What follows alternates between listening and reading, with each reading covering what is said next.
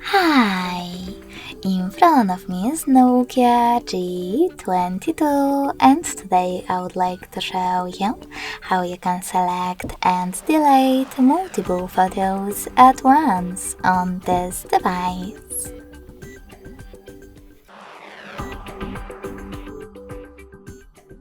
First of all, you need to access Photos app.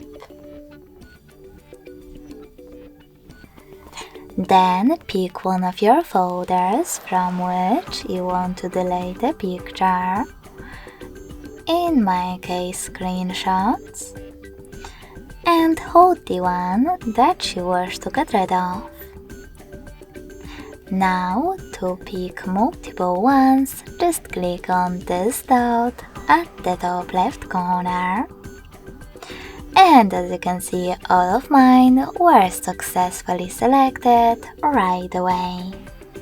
In order to delete them, tap on this bin next to a shopping cart at the top right corner.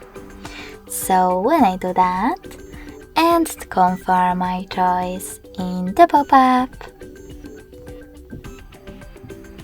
I can see that all of my photos were successfully deleted.